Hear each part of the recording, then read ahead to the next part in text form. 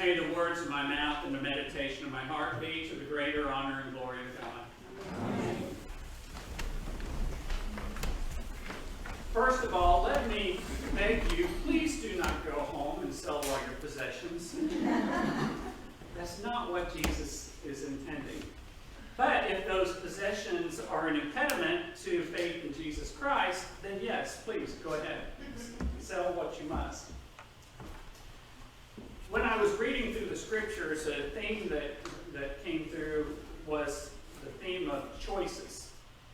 And so in Deuteronomy, we obviously have this choice of life and prosperity versus death and adversity. Choose this day which you will choose. Will you choose life or will you choose death?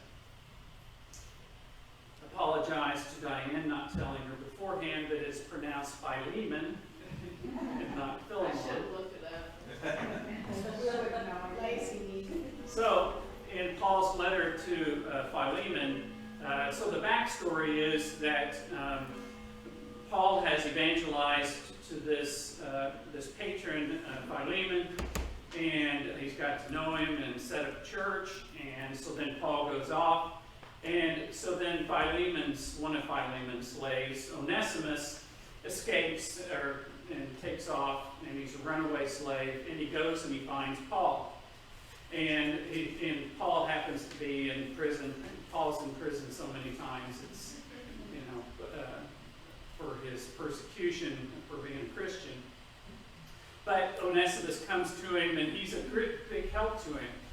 And so eventually, Paul convinces Onesimus that he needs to go back to Philemon.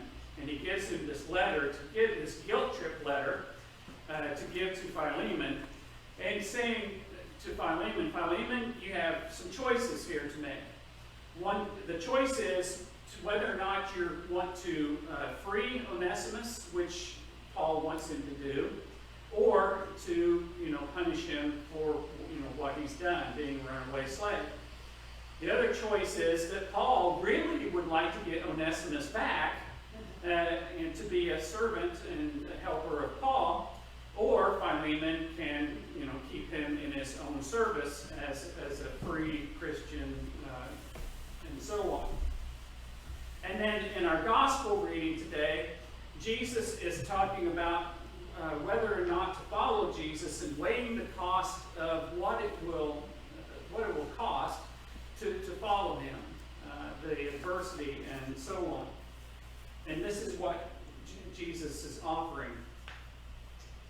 And to look at what Jesus is saying is almost the exact opposite of what Joshua is saying or Moses is saying in Deuteronomy. That in Deuteronomy, life equals prosperity and death equals adversity, for adversity equals death. But what Jesus is actually saying is adversity brings about eternal life, and prosperity and comfort actually bring about eternal death. I am of an age now where I have enough life lived that I can look back and think about regrets. And so just a couple of things that came to mind was I've always regretted not joining the military. That when I was a senior in high school, or even before that, my father was in the Navy, and I had kind of thought about joining the Navy. Unfortunately, this was 1979/1980, and it was the Iran hostage crisis. The memory of the downfall of Vietnam was still, fresh in everybody's memory. Jimmy Carter had sent the military on this tried to rescue mission to get the hostages, and the equipment was so bad the helicopters crashed, in the desert before they even got to Iran. And so there was just the morale of the military was so low at the time that I wanted no part of that. But on the flip side, if I had joined the Navy, I probably would have never met Lydia, and would never have met my soulmate, and had two wonderful children, or at least I called them wonderful. Then then sometimes when things are really bad, I regret when Lydia asked me if I wanted to do something different in my life, of saying, I think I want to be an Episcopal priest. But on the flip side of that, had I not made this choice, I would not be here before you today, serving and preaching to one of the most wonderful congregations I could ever think about serving. So you can all give yourself a pat on the back. What if we could see into the future, see the forks in the road, and make choices based on what we see in the future and what the outcomes might be?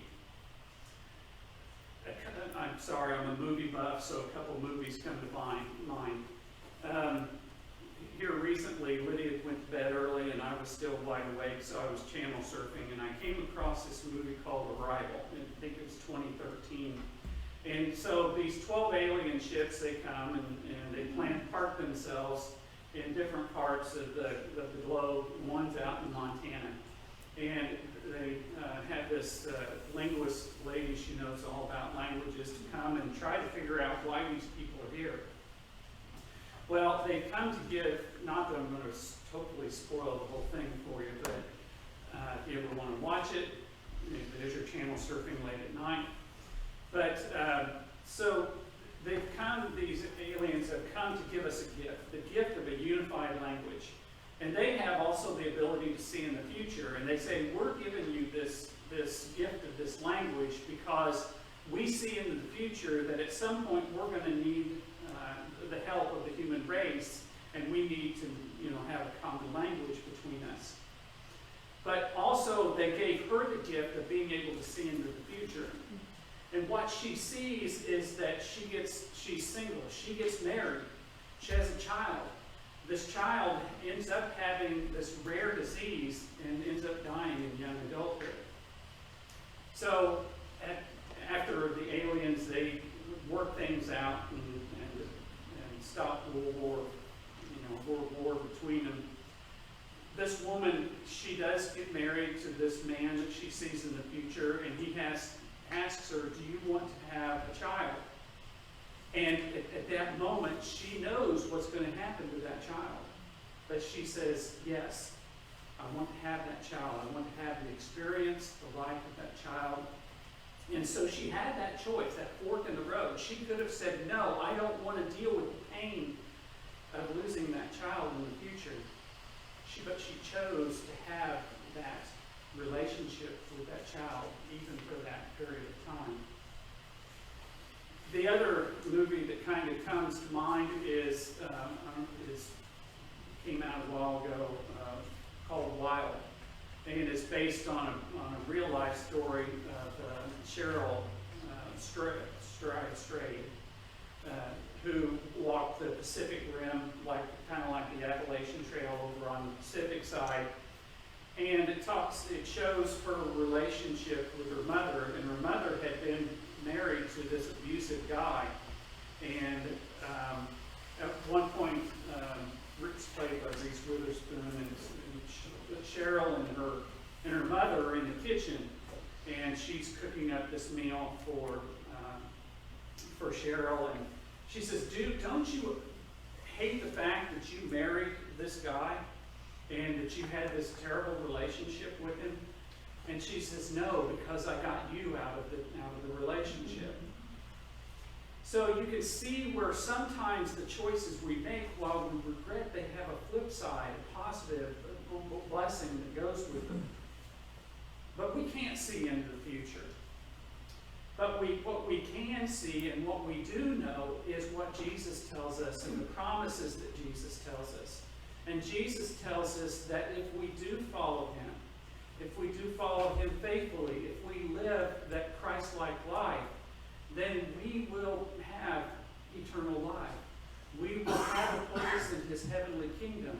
We are promised that resurrection into eternal life. And so, while we know that, there are still those out there who are given that choice of eternal life and eternal death, to follow Jesus Christ or not follow Jesus Christ. And they make the decision, no, I I would rather have the comfort that the world has and not some of the adversity that comes with Jesus, with following Jesus Christ. Because sometimes, following Christ and being totally obedient to Him stinks. It's not, it puts us in difficult situations when people persecute us or say bad things about us because of our faith in Jesus Christ. But we always follow Him because we know that the reward is greater than the cost of discipleship. And so let us continue to move forward in perseverance, and each day that we make up and we put our feet on the floor to make that commitment to follow Jesus Christ, to make that choice of eternal